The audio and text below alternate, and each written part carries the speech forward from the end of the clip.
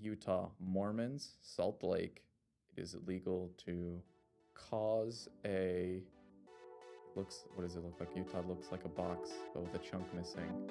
I've got like a conspiracy theory thread and pins all over. All the red yarn like attaching everything. I see it all.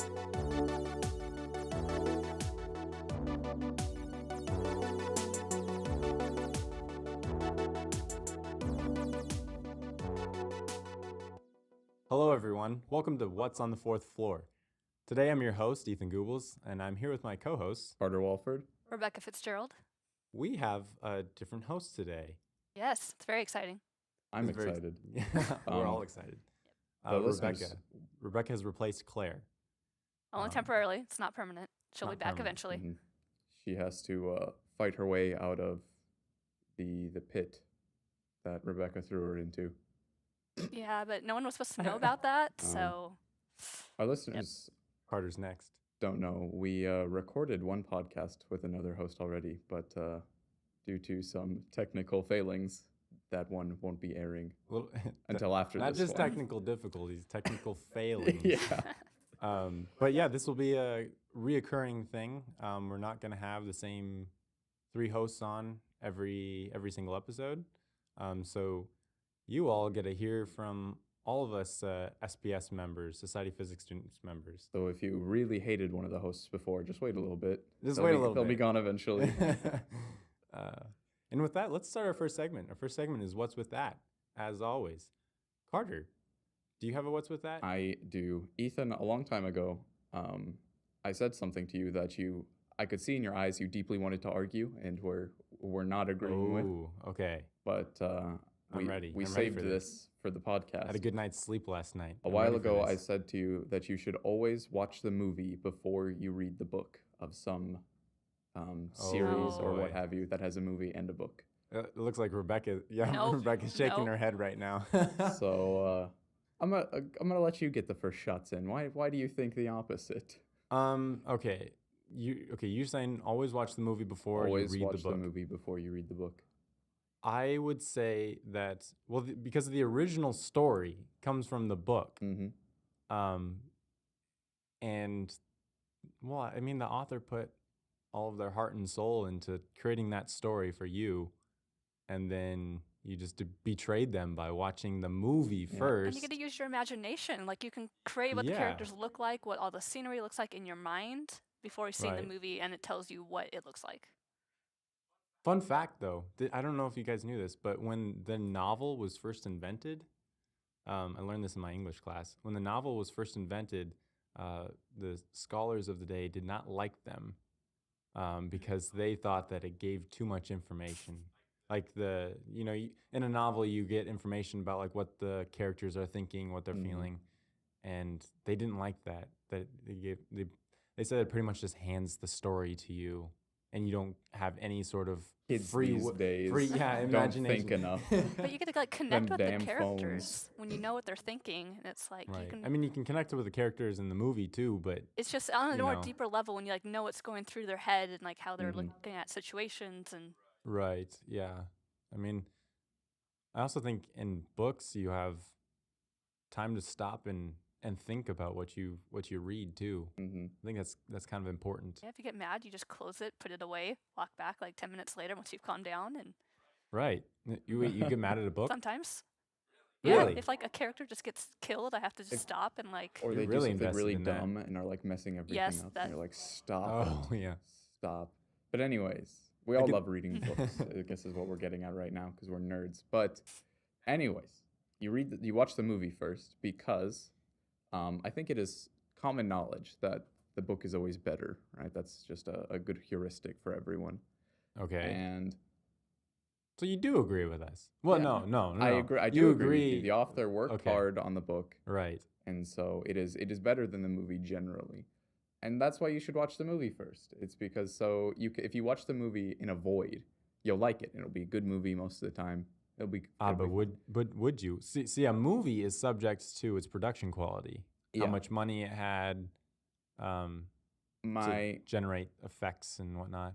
If you read the book first and it was a very good book, and then you go watch the movie and it was a mediocre movie. It was, you know, a 6. It was fine. Right. You will be very disappointed with the movie because the book was very good. Right. But if you do it in the opposite direction, if you watch the movie first and it was fine, Oh, and then read the book you second. enjoyed yourself a bit, and then you read the book, and you will enjoy both. I see. Whereas if you do it in the reverse order, you'll be disappointed with the movie and not enjoy yourself. And it's when people say like save the best for last. I guess that does make a little bit of sense, but still disagree. My second I suppose reason so. is that sometimes books have crazy endings that wouldn't work in movie form. I'm thinking specifically of the book I Am Legend. Do you know of the I Am Legend universe? Oh yeah. Oh wait. I Am Legend universe? Well, I or mean, just like the story. Just the story. Yeah, I've seen the movie. You've seen the movie Quite with Will a few times. Smith? Yeah. Well, at the end of the movie, then Spoiler alert. It's In an case old you haven't movie. It's seen the fine, movie. Yeah. Which I haven't, but I know enough about it. So it's Okay. fine. At the end of the movie, Will Smith blows up all the air Right. quotes zombies, The zombies. and he sacrifices himself for the person he found, and it's all good. It's a pretty stock ending for a movie. In the book, Will Smith, well, not Will Smith, I guess, The character. the main character, Will Smith. learns to talk to the zombies, and they communicate, and he finds out that the zombies were only pissed at him because they were torturing one of their like family members in his basement, or he was, and then they sort of he brokers a peace treaty with the zombies, which is way cooler. And everybody gets out alive. It's way more fun as an ending, but you couldn't do that in a movie because, you know, movies are aimed at sort of the lowest common denominator, if you will. Well, they need to be very mass market appeal to make because they're very expensive to make. But that sort of ending has more of has an emotional Most people content. A lot of people would be scared off by it. You know, What the your blockbuster popcorn munching, you know, right. at typical family just wants their blockbuster. That's why there's 800 Transformers movies. Yeah. You know, they all need to be about the same. I've also noticed that in watching the movie first before you read a book, because I've done that quite a few times. But most of the time, if the movie was good enough, or if I watch the movie first just in general, I don't ever feel like I want to go read the book. Really? Yeah, because like for instance, The Martian, great movie. You don't want to read The Martian? Well, but so I did. I really wanted to read The Martian, and I told myself when the movie came out, I told myself, no, I'm going to read The Martian first. And that didn't happen because my parents surprised me. They came home one night and they had bought the movie. So like, we're going to watch this. And so I'm like, okay, great movie though. It's a fantastic movie. And I love the movie. And I sat down one time to actually try to read The Martian, and I just didn't have the desire to anymore because I'd already seen the story and knew the story from the movie. I just didn't really feel like reading the book. But then you get movies that are really different from the book, and then it's like reading the book, it's a different experience. Like, I love the Maze Runner series, and they've been making movies of that, and they're finally making the third one. But because I read the books first, and then I saw the movies, and by the second one, it's so different from the book. So like the third one, I have no idea what's going to happen because it's diverged so far. So that's like, if you see the movies first, the books are like a different experience then. That's another example of being, you might be disappointed by the movie if it's completely different from the book. But if the book's completely different from the movie, that's like a treat. You're like, all right. Yeah, because if I had seen the movies first, it'd be like, okay, these are really interesting, these are really good. And then read the books, and it's like, oh, these are also really good in a different provided way. that both the movie and the book are still good. Still good. I think I would argue entertainment-wise, the movie can also be sort of, you know, mediocre, a 6 or what have you, and it still works about the same. You enjoy it a bit, whereas you would not enjoy it if you read the books first. But if World War Z is an example of the book being like completely different, although this happens a lot in movies where you just title it over a book that already exists for name recognition. Right. And that's it. It's a completely different story. Oh, gotcha. And so if you read World War Z first and then watch the movie, you're sort of upset that they ruined the book. But if you do it the other way around and you watch the movie first, and it's a fine movie, and then you read the book, like I said, that's a good thing. Well, you sometimes enjoy yourself more. Yeah, sometimes the difference between the movie and the book isn't like that drastic. Sometimes it's just details, and the details can really count though, because, like for instance, The Martian is the first thing. I don't know. This is the only one that's coming to my mind right now. But from the little I did read of The Martian, the very beginning, when he first realizes, okay, he's stuck. He's going to have to try to live here and somehow try to figure out how to grow food. In the book, things are so much harder to deal with than it seems like in the movie. In the movie, you get the feeling like this is... The Martian? I read like... Okay. I don't know, like 1/32 of the book. I knew a couple things about the book, and that a lot more bad things happened to Matt Damon. Yeah. Or Mark Watney. Or Mark Watney. Looking at the character, not the actor. No, but yeah, like in the book, well, in the movie, he uses just one room, the kitchen in the hab, to grow all of his potatoes, and it's plenty of room, and he's got enough potatoes. Mm-hmm. But in the book, he has to use every square inch of flat space in the hab. So he uses the tops of desks on bunk beds, which is, I think, that's a cooler story. Yeah, he did all the math to calculate like how much cubic feet of soil he would need. That's another thing. The book goes a lot deeper into the math and science. Yeah, that's true. So The Martian. I suppose if you're into the details, you should read the book first, at least, or you should read the book. Yeah. But I still think you should read it first. I guess another reason I think you should watch movies first is because some books are very detail oriented, and then if you've seen the movie first, you get the overarching story already, and you can pick up on little details better. You'll notice things that you wouldn't have noticed unless you read the book twice before. But if you're going the other way, sometimes it's good to read the book because you get a lot of like backstory of characters, and some movies it kind of goes in thinking that you already know a little bit about the characters, but when you can understand their motivations, backstories, and books better, you know why things are happening. I could see I'm gonna have to concede that one. That's I could see that for like the Harry Potter movies. Mm-hmm. Some aspects of the Harry Potter movies you don't fully appreciate unless you had read the books and understand the characters better than just watching the movies. And like the rules of the Wizarding World, so you're not watching the movie being like, oh, well, why don't they do this? And it's like, well, if you read the book, you would know that it can't happen for these reasons. That can't happen. Yeah. So, moral of the story: if you're gonna read a book that has a movie, you should go ahead and at least watch the movie first. No. You should enjoy both of them. And the only way you can do that is if you watch the movie first. No. We'll agree to disagree. Well, yeah, this one's up to the listeners too. Rebecca, whose side are you on? Yeah. Whose side? Yeah. The right side or the wrong side, basically. Go ahead and tell us what you guys think. Rebecca, did you have a what's with that? I did, actually. So there's this interesting trend when someone is a science major or science and math. Sure. Mm-hmm. And so you know how you go to college and one of the first questions you get asked is, oh, what are you studying? What's your major? And even when you meet new people. So I declared physics major right when I came here to UNL. And so I would tell people, oh, I'm a physics major. And I just get that look of fear every time. I'm like, is it just me or does everyone else kind of get this too? No, absolutely. This is definitely a thing. Absolutely. And if I don't get the look of fear, then I get a second question. The second question is always, what are you planning on doing with the physics major? Because it's like, obviously you have your life planned out already.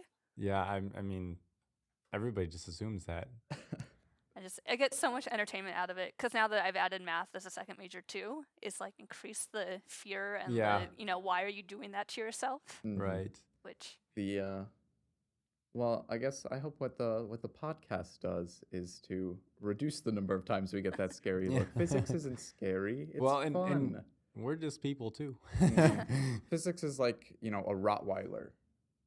If you own it and it's yours, it's fine. You love it, but people on the outside looking at it think it looks very scary. Right. But if you get to know it a little bit, it's loads of fun, and you can.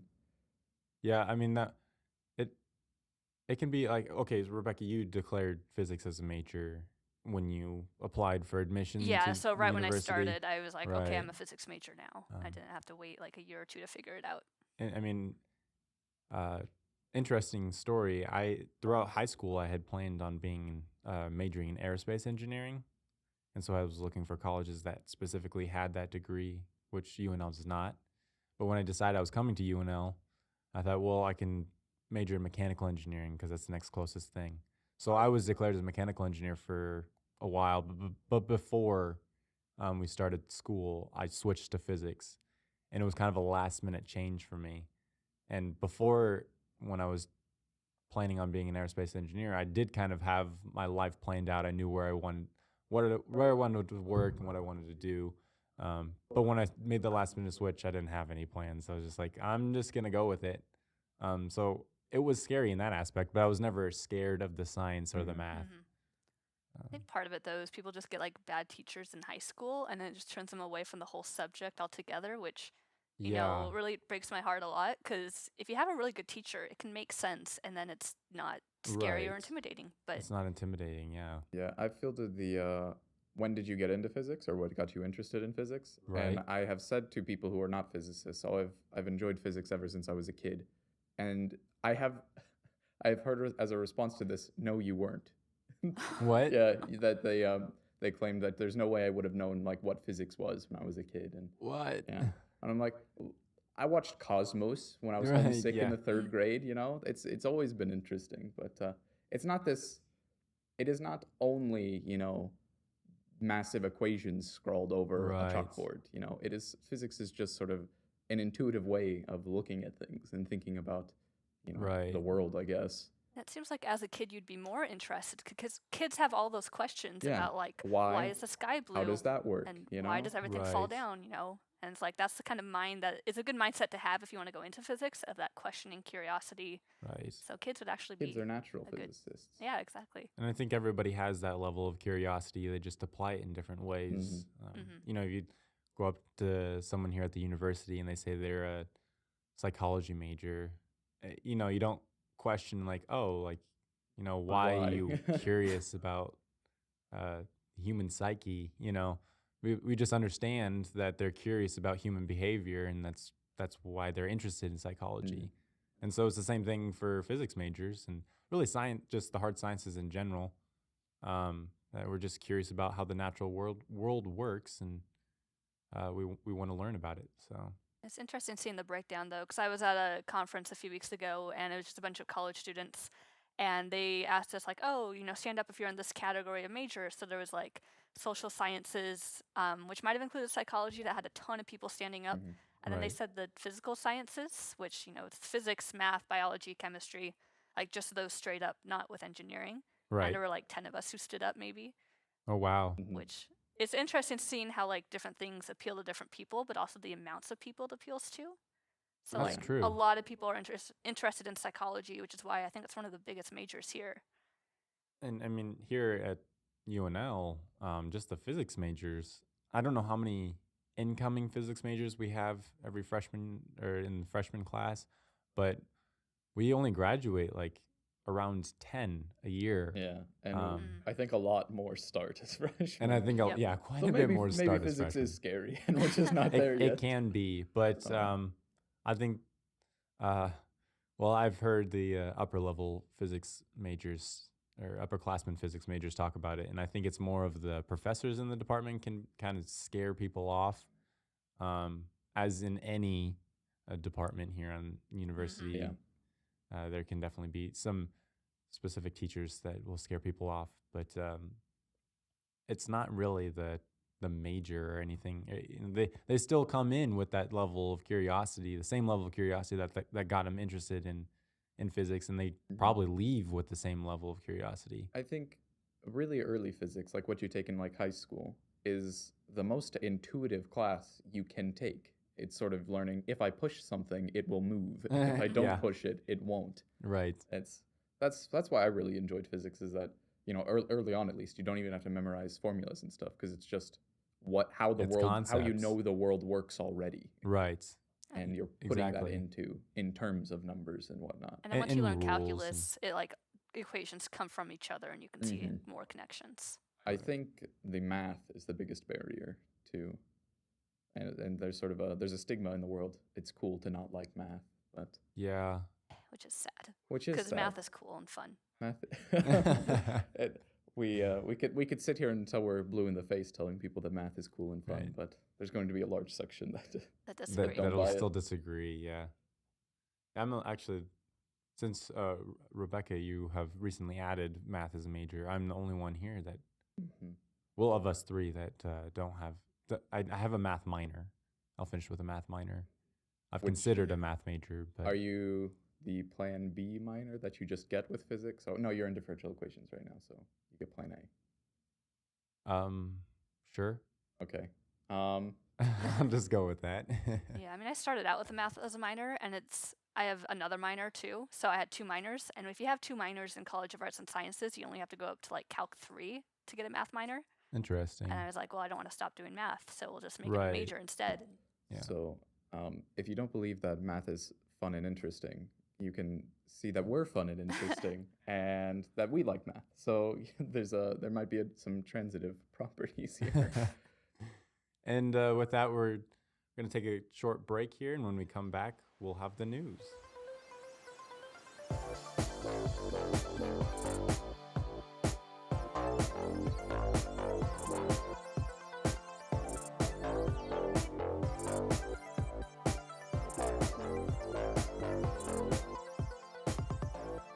Welcome back. We're going to go ahead and jump straight into the news.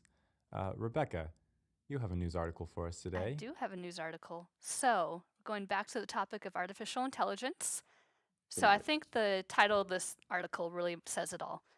Artificial intelligence is learning to read your mind and display what it sees. Nice. Oh, I think I've heard of this. Okay, I think I might have seen heard this. of reading mind technology and artificial intelligence technology. So why not? It's all coming together now. Of course. So basically, this is happening at Purdue University, and there's these deep learning algorithms that they're developing to decipher the brain. And it uses this thing called a convolutional neural network. And that's basically how computers and smartphones recognize faces or objects. So, when you're trying to take a selfie and there's like all those like squares. Those little squares. Yeah. It's kind of like how that works. How Snapchat can like identify where your face is. And put on little filters and all that. Mm-hmm. Yeah. So basically, this thing builds a model of how the brain encodes information. So by giving the computer information, they had 3 women who spent hours viewing 972 short videos while in an MRI machine. So they're pretty dedicated to this cause. Quite a bit for that. They watched important videos. The important videos over and over and over again. Yeah. Yep. And so it measured the brain signals, and the computer learned how the brains would respond to each clip. So it was told like, okay, they're watching like a car driving, and this is how the brain responds. And it learned to associate those things together. And then an artificial neural network began associating video images with brain activity. So then it's kind of like a 2-part thing they have going on. The first part is the computer's told what the clip is, and it starts to predict how the brains are going to respond to it. Okay. So it's like, okay, so if this is how they normally respond when seeing a bird. So if we show them a bird, it'll probably respond like this, basically. Wow. That's how, that's the word deep learning, as I understand it, is that the computers or the artificial intelligence watch some task over and over again until they become experts at it. Right. So this is working by monitoring you said they were in MRI? Yes, so they had 3 women doing this. So for each woman, she'd be in the MRI watching videos, and they would just be watching like her brain signals. Okay, and so all of that data was being uploaded into the computer, and it was able to and it's starting to learn to predict. That's but then incredible. Oh, there's more. There is more. I think this next part is more freaky. Another network is learning to decode neural signals. So it's learning when it sees the brain activity, it'll know what you're seeing. What you're like imagining in your mind? We're going to get to that. We're going to get to that. Oh my gosh. So based on like a specific brain, so it's like trains with 1 woman and then it looks at her brain signals. It's within 50% accuracy of predicting what she's watching right now, which, it's very baby steps, very entry-level technology. So it's going to get a lot more accurate. I mean, it's better than I could ever do. Mm-hmm. Exactly. Yeah. So it's based on 15 categories. So it has like exercise, faces, birds, airplanes. So it's like if someone's seeing a bird, if someone's seeing an airplane, if someone's seeing Superman, it should be able to identify what those are. That. Wow. Okay. But then if it uses like training for 1 woman and then it tried to read another woman's brain, the accuracy goes down to like 25%. And that's called cross-subject encoding and decoding. Okay. Where basically you learn from one person and try to apply it to somebody else. 25% still seems better than like guessing. Exactly. It's still 25% accuracy. Yeah. So does that imply then that what's going on in one subject's brain is not necessarily what's going on in somebody else's? Maybe. It's like it gets really familiar with one woman's brain signals. So then when it looks at someone else's, the brains might respond a little bit differently. A little bit differently, enough and to it throw the hasn't, computer off. and the computer hasn't learned about that yet. Okay. Yeah. Gotcha. And then, in addition to that, it's also learning to at least kind of reconstruct what they're seeing. So instead of just identifying it, like showing it on the screen so other humans can kind of see what they're seeing. Right now, though, the brain activity is becoming pixels, and they're still looking like white blobs. But like if they see someone walking from right to left, we on the screen would see like a white blob moving from right to left. I see. So it's still very vague and fuzzy, but they can kind of tell. It's starting to learn where things are and what you're seeing. And then, so researchers are hoping to be able to reconstruct mental imagery eventually. So this is getting into the imagination part where, oh my god, because the brain uses some of the same brain circuits for visual processing as for mental imagery. So they hope to eventually see what you're imagining versus what you're just seeing. The thought police are here. Yeah, yeah. Yeah. So that's like the main. Where is this going on? It's going on at Purdue University. Purdue, okay. For some reason, I remember seeing, it must have been like a documentary or like a Science Channel special or something quite a few years ago. But I remember that the whole white, the computer trying to reconstruct the image, and it was just a white blob moving across the screen. Yeah, so they might have been doing this for a while, but... Which, my first thought, anyways, I hear this and it's like, scary. oh, well, government's going to come and or for interrogation techniques, what are you thinking about? And you can see. No, I think they must be trying to just scare specifically Elon Musk. Yes. He's the one who has the issue with this. I mean, he's not the only one, but he's very vocal about it. It's a conspiracy to scare Elon Musk instead of it's just actually maybe an issue. I don't know where Elon Musk went to college. I don't know what his educational background is, but so they say it's for the good of science. Right. But I mean, really. Well, I can see it. This is cool. This is like pushing the boundaries of what humans can possibly do. It's very fun. Yeah. Right. But you brought up interrogation techniques earlier, which is an interesting point in this sort of arena. Take this to the far future where computers are really good at like reconstructing what you saw. I see what you're saying. Is this what you saw? Yeah, what you saw. So that means something else entirely, reconstructing memory images. Yeah. Because in a courtroom, that would be That's helpful. exactly where I was going. Would it be... Yeah, but what about the whole false memory thing? Because you're still working with human memory, which is flawed, and we know that. Are false memories maybe fundamentally different from actual memories? Do they look different? Or are they stored somewhere else in the brain? Anyways, I see what you're saying. We'll say in a fictional world, we'll have figured out how to reconstruct actual memories, where you can reconstruct actual events memories from memories. This is a viable thing to use in a courtroom, but do you think that's like moral or legal? Would you submit to having information extracted from your brain? Well, I mean, I suppose if you did submit to it, I guess if you said yes, I will do that, but yeah, I mean, I don't know. I don't. If you were maybe the suspect, could the government mine your brain without your consent? Oh, then it's like rights of privacy in your own head. Yeah, that's exactly where I'm going. Yeah, because people are having a hard enough time with like phones and stuff like on the internet, and it's like, but this is getting inside your head. Inside your head. See, I think the bigger issue, this might have had been in this far future scenario, this might have already been an issue and they've already resolved it. But the issue I could foresee would be the level of accuracy of this sort of data extraction technique and how reliable is it? Because when you're talking about a court of law, reliability is everything. And we're seeing that kind of now with like forensic science. Yeah. But that some types of forensic sciences aren't necessarily they're just bogus. Yeah, but almost any straight type up of bogus. These, eyewitness testimony is bogus. Almost any type of science you use is going to be way better than just asking people what they think they saw. Exactly. Yeah. Because like each time you remember something, you remember it slightly differently, and like if you have to be a witness for something, each time you go through it in your head, it's going to change. So. Right. Yeah. So I could definitely see issues with whether or not it would be permissible in a court of law. Of course, this is also thinking like far future, when hopefully accuracy is better than 50% or 25%. Right. Yeah. Or maybe just, I don't know, satellite technology will, I don't know. But do you think we'll have some other means of trying to reconstruct the events of a crime without having to go into people's heads. But I guess, do you think you have a right of privacy to your own thoughts or what you have seen? Oh, absolutely. In your own head? Absolutely. That's yours and no one can have it without your permission? Yeah. It's like some 1984 stuff going on. Yeah, definitely. But now, if we take a step back, one of the other things I thought about was, way future, if this kind of technology becomes much more prevalent, I can see it, teachers like in the classroom, like, oh, my students paying attention. Well, let's see what they're thinking about. Are they thinking about math? Or are they thinking about what they want to eat? And then teachers can see exactly how attentive their students are.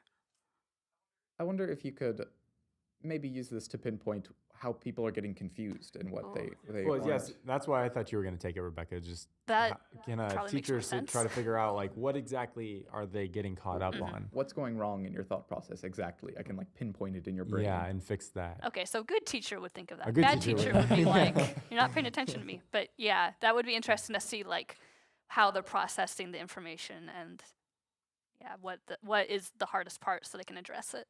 Right. Again, all of that is accessing different areas of the brain than these researchers are currently accessing.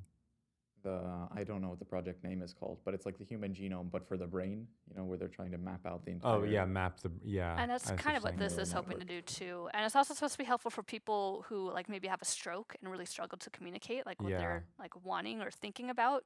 So that way, if a computer can kind of show us what they're trying to say, yeah.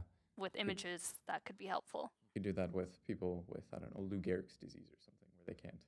They're disabled and can't. It also could be used on people who are in a coma or some sort of vegetative state really where too. I mean, it could help like the families try to make decisions on how to treat their loved ones, and that there's always that question of where like do we pull the plug or not? And I could see the doctors, it being really helpful for the doctors too, because there's not much that they can do to try to determine whether or not they're still conscious and if we could like see kind of inside their brain, if they're like actually, dreaming something, maybe we could see that. Are there cases of coma patients? Or if you just communicate that way, like you said, if we can communicate with people who have had strokes. Yeah, it's a way for them to communicate with us. Right, because they can't communicate with us, but if we're getting through and they have no way of getting back to us, then how are we supposed to know whether? Exactly, that's what I was thinking. Are there cases of people who have had a coma, but they can hear people around them? I think I've heard of this that, phenomenon. Yeah, I've heard of the phenomenon. And then you could then use this technology to communicate with them. Right, and I've heard on some really extreme stories where like they were in coma for 15 years and they heard everything, or that'd just be incredible just to be locked in your own mind for 15 years. But then knowing that, like, if you could use those images to communicate and have them talk back and respond, that would be really cool. If you have this sort of technology to take sort of neural signals and turn them into, or rather, you take images and the neural signals that go with them, could you then, I'm thinking about for like a blind person, if you know the neural signals they need to see something, could you then just pump them right into their brain? Oh, and a blind person will then see would be what's able in to front of see? them. Yeah. Oh. I wonder if this is not so, too much of I mean, a that'd be different technology entirely, like you said. I mean, it's the reverse of this process. Sort of the So, like, super far future, if they had some sort of, like, glasses or whatever that could kind of scan ahead and then know what neural processes would happen. Are you referencing Star Trek right now? Yeah, like Geordi's visor. Geordi's visor in Star Trek Next Generation. We might think of something a bit more fashionable. Oh. That like visor Geordi's is stylish. If you really like Star Trek, you could get Geordi's visor. But most people would think that's not great looking. Right. It's super stylish. It's like sci-fi, future techy. But yeah, so the thing about tech, interesting side note here, the thing about technologies in the medical field is that a lot of it is developed by physicists. Just shout out there, and engineers, but the MRI they're using the MRI to that get these neural signals. Magnetoresistance imaging? No. It's magnetic resonance imaging. But I don't think Magneto is involved in this. Well, actually, it comes from. Well, I have to go review this again, but it used to be it's actually nuclear magnetic resonance imaging, but they dropped the nuclear from the name because they were worried that people wouldn't want to get into a machine that had nuclear in its name. Yeah. Even though it doesn't mean anything, it just comes from nuclear physics. Yeah, I was reading. Nucleus. I was reading another article of an atom. and they had like fMRI, like lowercase f though. Oh so yeah, not, that's right.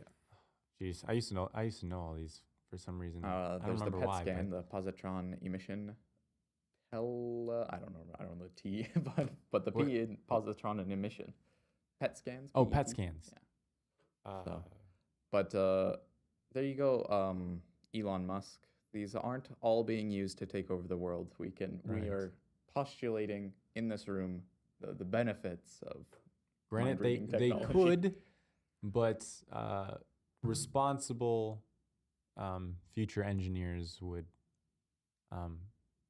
make sure that didn't happen. So that was an interesting article. I really liked that. Yeah.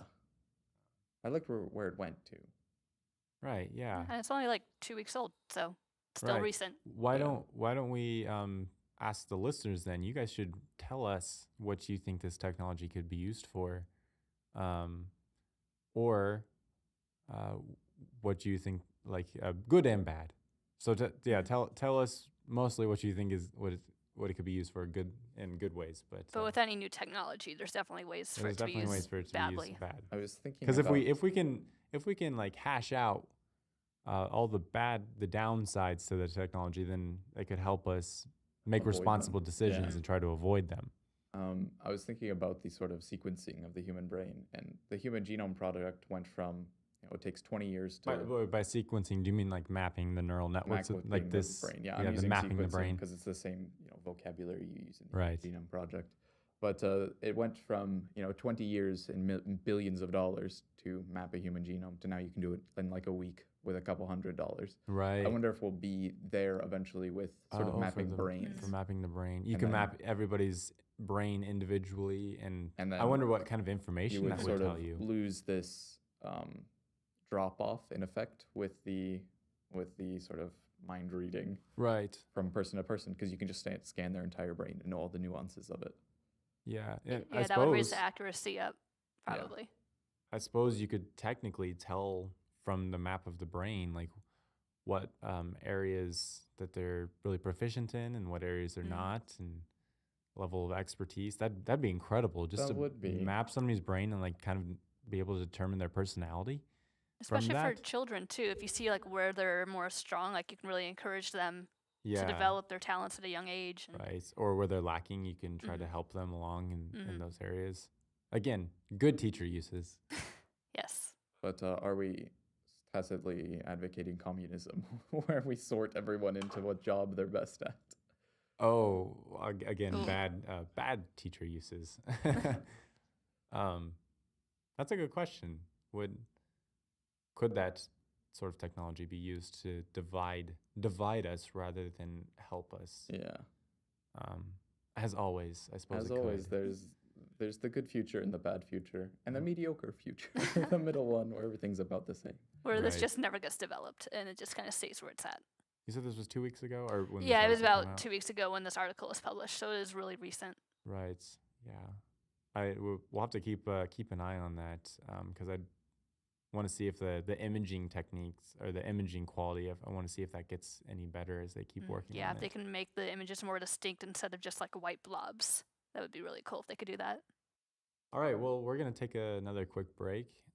When we come back, we're going to have another rendition of trivia, and I'll lead this one this time. Oh boy.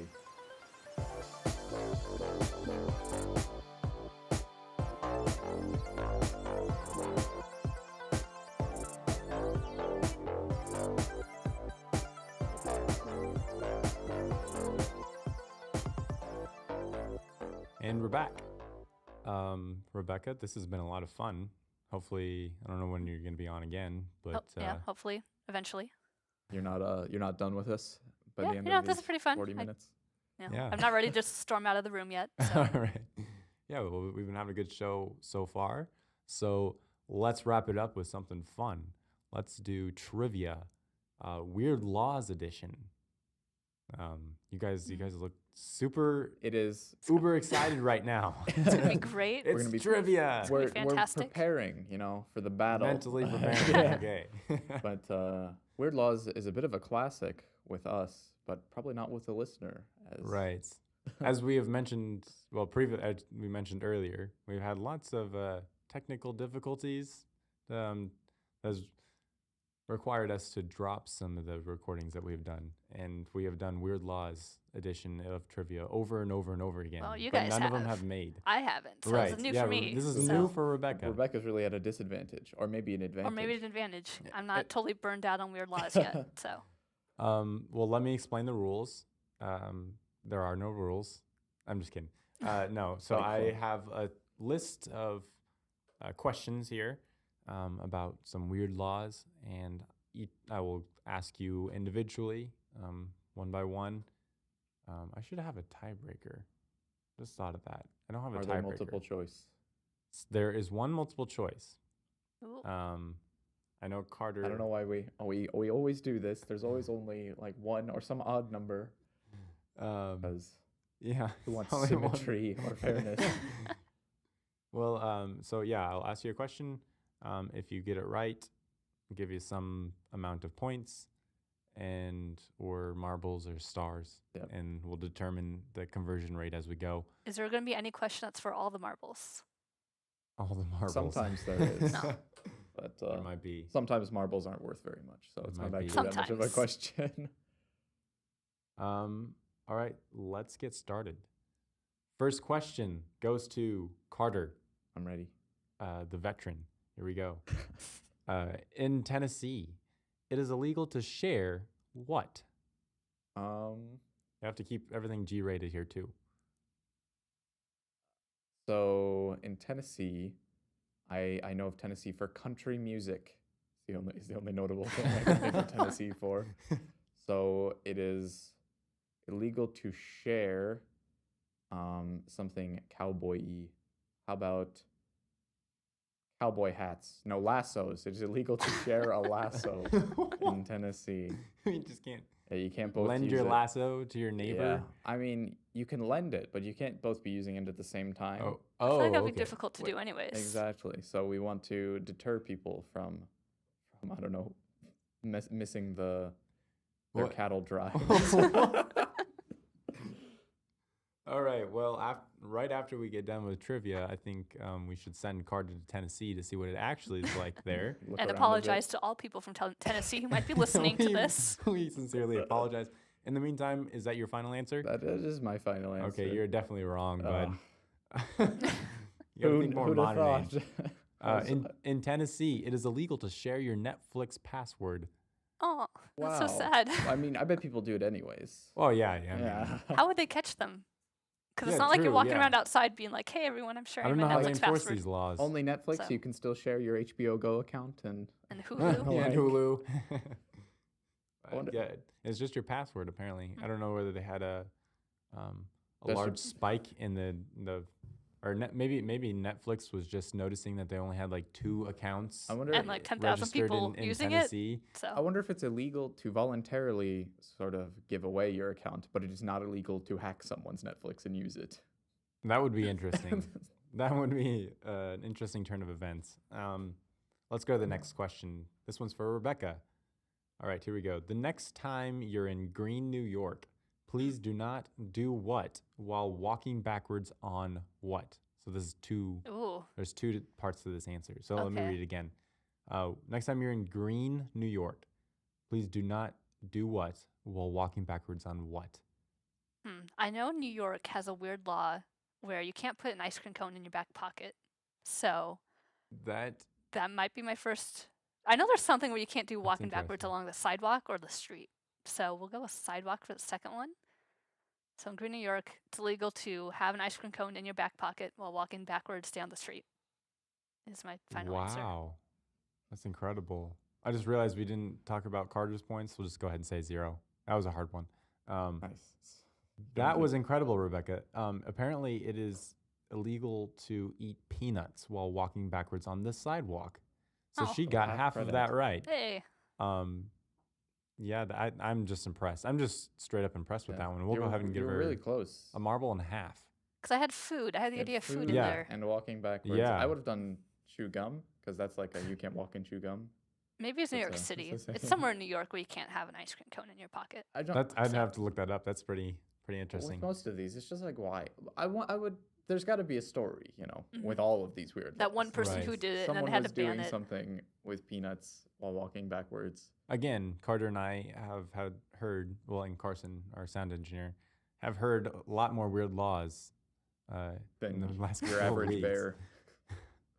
Just our listeners have not heard them. I wonder if circus peanuts count.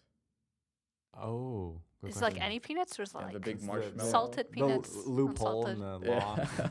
Let's go to green and test. And it's test like out. do some civil disobedience. Find a bunch of police officers and start walking backwards with all your bags of peanuts and see at what point And they just, arrest you. Go like you're about to eat and see like how they react. And then if it looks like they're giving you the stink eye, don't eat that one. But if they don't care, then it's fine. Then it's legal. It's fine, All right, next question, Carter. This is a multiple choice. Yes. See, I can be nice sometimes. In Tylertown, Mississippi, it is illegal to do what in the middle of Main Street? Tylertown, Mississippi. It's illegal to do what in the middle of Main Street? A, shave. B, fire a gun. C, run. Okay, so no marathons are happening. I bet it No is. marathons are happening. I bet it is illegal to fire a gun in the middle of Main Street, but that's not what you're going for in this question. It could be. It could be. I want to go with shave, obviously, because it's sort of the strangest and most outlandish. But are you reverse psychologying me, and do you put one in that is intentionally weirder than the others? So that Is that a question? Are you asking me? I'm pondering, to the void, as Henry Cavendish would. It could be. I will say this. It could be a question where there's some odd attachment to it. Like it could be illegal to fire a gun in the middle of Main Street, but it's also legal to fire a gun while indoors. Okay, but it could be that way. Yeah, it could be, but I'm gonna assume that it's not. I'm gonna go with shave. It's illegal to shave in the middle of Main Street. It's illegal to shave. Yep, in the middle. Just for the fun factor. It is illegal to shave in the middle of Main Street. Nice job, Carter. 10 points. We'll move on. I just realized I gave Rebecca a marble and a half. Yeah, I think so. And Carter 10 points. All right. Yeah. Okay, number 4. Rebecca, in France, there's a law on the books that forbids you to name your pig what? Ooh, it's France. Okay, I'm not familiar with French laws. You might be able to logic this one out, though. Oh, okay. Well, I don't really know what the French sense of humor is like, so I don't know what they mean. It's in France, though. Can I ask, is the name in French, or is it... The name is French. Oh. Okay. Oh, wait. We'll go with Napoleon. Yeah, it's Napoleon. Because Animal Farm. You can't name your pig. I don't know if you can name any other animals. What's the general atmosphere? That's 10 points, by the way. Is that Napoleon in France? Do people like Napoleon? Probably not. Probably not. Is this related to Animal Farm in any way? I don't know. Maybe it is. Because there's a pig in there named Napoleon. So there you go. Next question, Carter. Be very careful in Utah because it is illegal to cause a blank. Utah Mormons, Salt Lake. It is illegal to cause a. What does it look like? Utah looks like a box, but with a chunk missing. I feel like a conspiracy theory thread and pins all over. All the red yarn, like attaching everything. I see it all. It is illegal to cause 5. A zombie apocalypse. 4. Ooh, close. It's illegal to cause a catastrophe. Oh, that 5 points. Close. That was good. That was close. All right. That was close. By the way, I'm just assuming that we know that marbles are worth about as much as a point right now. They're about the same. It's like it's a point plus some. No. I was impressed by Rebecca, and I gave her the marbles. So, we'll make 1 marble equivalent to 5.25 points. All right, let's move on. Last question. No, I'm trying to think like, okay, a marble and a half. Tabulating. It's like 6.4 or something. No, I can't do math. That's what calculators are for. Exactly. Don't tell Hayden why I said that. Rebecca, if you are a barber in Waterloo, Nebraska, sorry, but you aren't allowed to eat blank between 7 a.m. and 7 p.m. I know this one. Oh, no. Oh, no kidding. You can't eat soup. Or no, wait. Or chili. Soup or chili. because I was actually just talking with someone about this the other day about weird laws and barbershops, and In Waterloo, Nebraska? it might have been Waterloo, actually. I think I'm actually going to go with chili because I think I remember hearing it was really weirdly specific. So we'll go with chili. Final answer? Maybe. That's wrong. Is it soup? It's onions. Really? There's somewhere with barbershops you can't eat soup. We might in have Nebraska. to look that up. But Okay, I no. was fine. sweating when she said she knew it. She looked really confident. Like, even while you were asking the question. Yeah, because I know Nebraska barbershops, you can't eat soup or chili. I've never Somewhere. heard of onions not being allowed. But All right, that was, darn, it was I'm 0 disappointed. points. Wait, but is it between the time frame, wasn't it? 7 a.m. and 7 p.m. Oh, maybe it's 7 p.m. to 7 a.m. You can't You eat can't eat soup. soup. Yeah. And then just onions the rest of the day. I suppose so. That I was don't know. disappointing. So what's our point totals? It's fruitless to wonder why. You know, I suppose so. you'll never guess. Someone was just eating an onion, had a horrible breath, and they're like, okay, that's it. It's legal. Waited. Yeah. I can imagine that, though. Like, you're getting a haircut or whatever, and barbers always try to have small talk with you. If they had just eaten I wish onions. there were barber shops with 2 lines where one, you could go and it's like explicitly "Don't talk to me." That's the That "Don't would talk be to me" line. That fantastic. would be great. This is we know you, Carter. We know you, Carter. Well, no, but point totals. Have you been keeping track of your points? Because I have sure some. haven't. You have? We'll get the accountants on it at the end of the season, and we'll tabulate. I have no idea. How many In the points I meantime, have. we're gonna call it for Rebecca because she's new. Yay. So that's our time, guys. We're out of time. This has been a lot of fun, As always.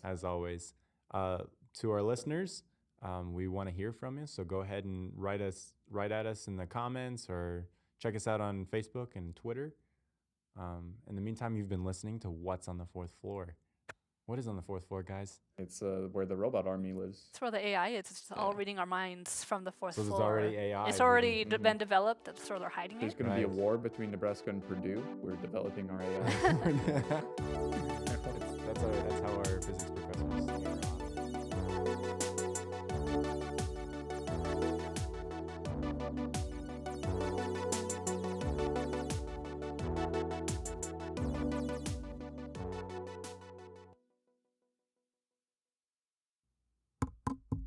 Hello?